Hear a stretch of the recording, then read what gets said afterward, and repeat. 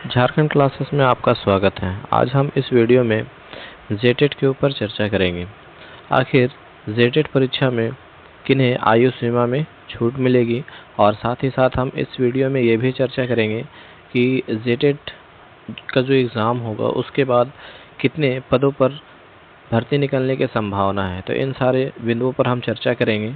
तो जो इस चैनल पर नए हैं वो वीडियो को लाइक और चैनल को सब्सक्राइब कर ले, ताकि जेटेट से जुड़ी हर एक अपडेट आप तक सबसे पहले पहुंच सके। तो देरी ना करते हुए वीडियो को शुरू करते हैं। झारखंड में 9 वर्षों बाद जेटेट परीक्षा, इसलिए आयु सीमा में छूट मिलेगी। आखिर किन्हें कितना छूट दिया जाएगा, उन सारे बिंदुओं को एक एक करके हम लोग समझने का प्रयास करते हैं। झारखंड शिक्षा पात्रता परीक्षा में सम्मिलित होने के लिए न्यूनतम जो आयु है उसको 21 वर्ष निर्धारित किया गया है। यानी कि जो आयु का मिनिमम एज जो होगा वो 21 साल होगा। 21 साल से नीचे के विद्यार्थी इस फॉर्म को नहीं भर सकते हैं, और 21 साल के ऊपर के अभ्यर्थी इस फॉर्म को भर सकते हैं। और कितने अत्यधिक आयु तक के अभ्यर्थी इस फॉर्म को भर सकते हैं, हम लोग एक एक करके पढ़ के और बारीकी से हर पॉइंट को समझने का प्रयास करते हैं। राज्य में झारखंड शिक्षक पात्रता परीक्षा जेटेट 9 वर्षों बाद आयोजित होगी, इसलिए इस परीक्षा में सम्मिलित होने वाले अभ्यर्थियों को आयु सीमा में छूट दी जाएगी। यह एक बारीय छूट 8 वर्षों की हो सकती है। यानी कि हो सकता है कि ये जो छूट हो, क्योंकि जेटेट 9 वर्षों से हुआ नहीं है, तो ये छूट जो है वो मैक्सिमम 8 साल तक दिया जा सकता है। स्कूली शिक्षा एवं साक्षरता विभाग द्वारा प्रस्तावित झारखंड शिक्षक पात्रता परीक्षा नियमावली में इसका प्राविधान किया गया है। नियमावली का प्रस्ताव विभागीय मंत्री के रूप में मुख्यमंत्री हेमंत सोरेन को स्वीकृति के लिए भेज दिया गया है। नियमावली पर उनका अनुमोदित मिलने के बाद कैबिनेट की अगली बैठक में यह प्रस्ताव आ सकता है। कैबिनेट से स्वीकृति मिलने के बाद इस परीक्षा का आयोजन हो सकता है। यानी जैसे ही कैबिनेट से स्वीकृति मिल जाती है, परमिशन मिल जाता है, उसके बाद इस परीक्षा का आयोजन हो सकता है।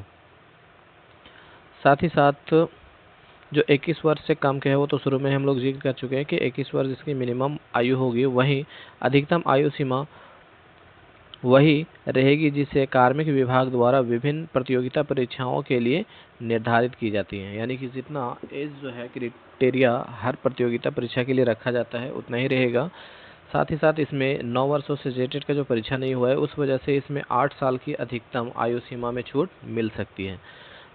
बताया जाता है कि प्रस्तावित नियमावली में कहा गया है कि अधिकतम आयु सीमा में सभी अभ्यर्थियों को पिछले पात्रता परीक्षा का वर्तमान पात्रता परीक्षा के बीच अंतराल में 1 वर्ष कम की छूट प्रदान की जाएगी। यानी कि पहला साल और अंतिम साल दोनों के बीच में 9 साल का गैप जो हुआ है पात्रता परीक्षा के बीच में, उसमें 1 साल छोड़ के बाकी 8 साल का छूट दिया जाएगा। इसलिए यह परीक्षा इस वर्ष होती है तो अभ्यर्थियों को 8 वर्ष का छूट मिलेगा। यदि यह परीक्षा अगले वर्ष हो पाती है तो ऐसे स्थिति में 9 वर्ष की छूट मिलेगी। अगर अगला 2026 में अगर ये एग्ज़ाम होता है तो विद्यार्थियों को 9 साल का छूट दिया जाएगा।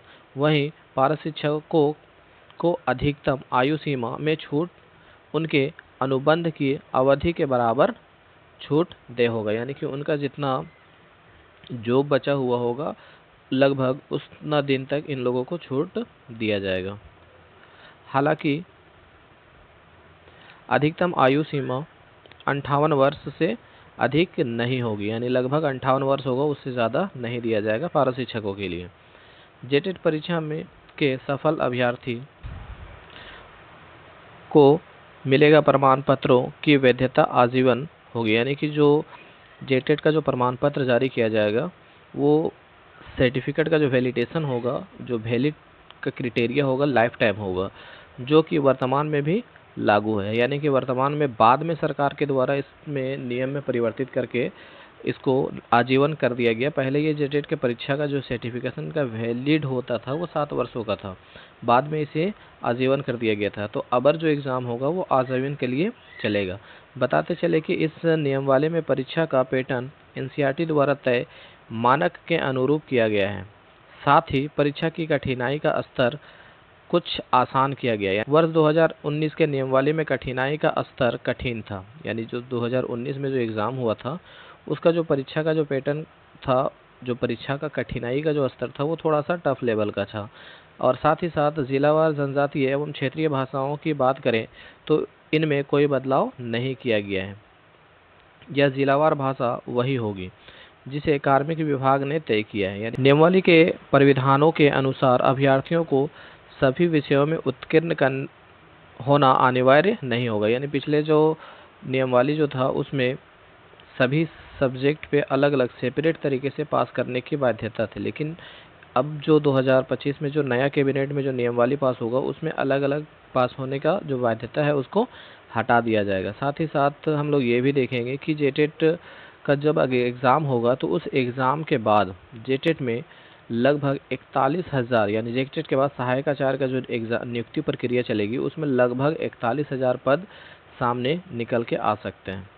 तो इस वीडियो को यहीं समाप्त करते हैं, मिलते हैं नेक्स्ट वीडियो में। तब तक के लिए वीडियो को लाइक और चैनल को सब्सक्राइब करें।